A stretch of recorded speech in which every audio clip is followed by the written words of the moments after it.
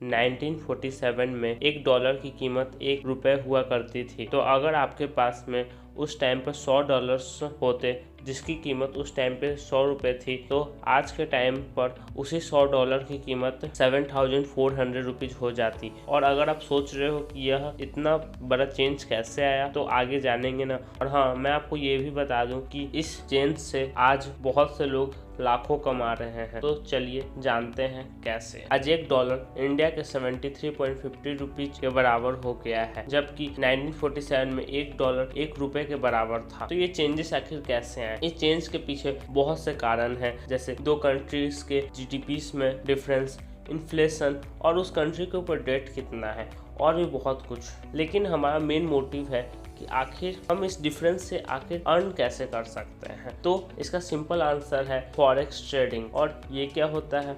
जिस तरीके से हम स्टॉक्स को खरीदते हैं, बेचते हैं, उसी तरीके से हम फॉरेक्स ट्रेडिंग में डॉलर्स या किसी और करेंसी को खरीदते हैं, और फिर जब उसके प्राइजेस हाई हो जाते हैं तब उसे बेच देते हैं। लेकिन जैसा कि हम जानते हैं कि ऐसा नहीं है कि अगर आज डॉलर 73 रुपीज़ का है तो ये कल ही 75 रुपीज़ का हो जाएगा या 76 रुपीज़ का हो जाएगा। इसमें बहुत ही लिटिल चेंजेस आते हैं, जो कि 1% 2% पर डे के होते हैं। तो जब इतना ही कम परसेंटेज है तो हम क्यों ना स्टॉक्स में करें, उसमें ज़्यादा चेंजेस आते हैं तो जल्दी प्रॉफिट भी होगा। तो इसमें लोग इसलिए ट्रेड करते हैं क्योंकि इसमें लेवरेज काफ़ी ज़्यादा है। लेवरेज मतलब कि आपके पास में $1 है, लेकिन आप उससे कितना ज़्यादा ट्रेड कर सकते हैं। अलग अलग ब्रोकर्स अलग अलग लेवरेज देते हैं। कोई $1 पे आपको अलाउ करता है कि आप $100 का भी ट्रेड कर सकते हैं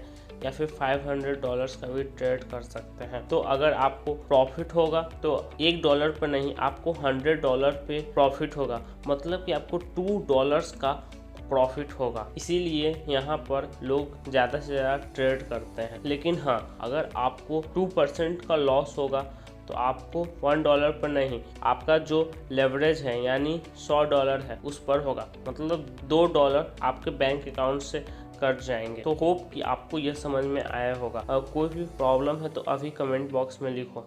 अब फॉरेक्स ट्रेडिंग के प्रोस और कॉन्स जान लेते हैं, लेकिन उससे पहले मैं आपको बता दूं कि अगर आपने हमारा इन्वेस्टमेंट प्लेलिस्ट चेक नहीं किया है तो इस वीडियो के बाद उसे चेक करना भूलना नहीं, क्योंकि वहां पर हमने पहले ही how to save, how to invest money, crypto currency और म्यूचुअल फंड के ऊपर वीडियो बनाया है। अगर तुम सोच रहे हो कि शेयर मार्केट पर क्यों नहीं, तो अगर तुम्हें उस टॉपिक पर भी इन्फॉर्मेशन चाहिए तो तुम कमेंट बॉक्स में लिख दो। और हाँ, आगे बताओ कि तुम्हें आगे किस इन्वेस्टमेंट के टॉपिक पे वीडियो चाहिए। क्या तुम्हें क्रिप्टो की और वीडियोस चाहिए, या म्यूचुअल फंड्स की, या फॉरेक्स ट्रेडिंग की? तो जो भी डिमांड है जल्दी से नीचे लिख दो। अगर हम फॉरेक्स ट्रेडिंग की प्रोस की बात करें तो इसका जो सबसे बड़ा प्रोस है, मैंने आपको पहले ही बता दिया कि यहाँ पर बहुत ज़्यादा आपको लेवरेज मिल जाता है, जो कि शायद ही आपको किसी और इन्वेस्टमेंट प्लेटफॉर्म में मिलेगा। दूसरा है कि ये 24 आवर्स खुला रहता है, तो आप यहाँ पर कभी भी इन्वेस्टमेंट में एंटर कर सकते हो और एग्जिट ले सकते हो। तो इसमें आपको लिक्विडिटी काफ़ी अच्छी मिल जाती है। अब इसके कॉन्स की बात करें तो जो इसका पहला प्रोस था वही इसका कॉन बन जाता है, क्योंकि इसमें जैसा कि हम जानते हैं कि हमें लेवरेज ज़्यादा मिलता है। तो अगर प्रॉफिट होता है तो यही लेवरेज हमारा प्रो है, लेकिन अगर लॉस हो जाता है तो यही लेवरेज हमारा कॉन भी बन जाता है। और कैसे, तो ये तो मैंने आपको पहले ही बता दिया। जो दूसरा कॉन है कि जहां आपको इक्विटी मार्केट में जिस कंपनी का आप शेयर खरीद रहे हैं उसके बारे में जानना रहता है, उसके फंडामेंटल्स की स्टडी करनी पड़ती है, पर यहाँ पे आपको बहुत ही ज़्यादा रिसर्च करना पड़ता है। यहाँ पर आपको जिस कंट्री का आप करेंसी खरीद रहे हैं उसके इकोनॉमिक फंडामेंटल्स को समझना रहता है, ग्लोबल फैक्टर्स को भी समझना रहता है। जैसे कि अगर किसी देश में टूरिज्म ज़्यादा है तो वहाँ की करेंसी का हाई चांसेस है कि ग्रोथ करेगा, लेकिन अगर वहीं किसी देश में अगर पॉलिटिकल इंस्टेबिलिटी है, वहाँ पर काफ़ी ज़्यादा नेचुरल क्लाइमेटिस होती है, वह देश काफ़ी ज़्यादा डेट ले रहा है और उसकी टूरिज्म भी आगे जाकर कम हो सकती है। तो ये सब बताता है कि उसकी करेंसी भी आगे चल के कम हो सकती है। तो इन सब चीज़ों पर आपको बहुत अच्छे से स्टडी करना रहता है। अगर आपके दिमाग में यह क्वेश्चन आ रहा है कि क्या फॉरेक्स ट्रेडिंग लीगल है इंडिया में, तो मैं आपको बता दूं कि यह बिल्कुल लीगल है। इसे ग्लोबली मान्यता मिली हुई है। लेकिन हाँ, जो लॉ है फॉरेक्स ट्रेडिंग को लेके वो अलग अलग कंट्री में अलग अलग होता है और यह टाइम के साथ में चेंज भी होता है। तो आपको इसकी भी स्टडी कर लेनी चाहिए। इंडिया में फॉरेक्स ट्रेडिंग आरबीआई के द्वारा रेगुलेट की जाती है और सेबी के द्वारा इसे प्रोटेक्ट किया जाता है। तो आप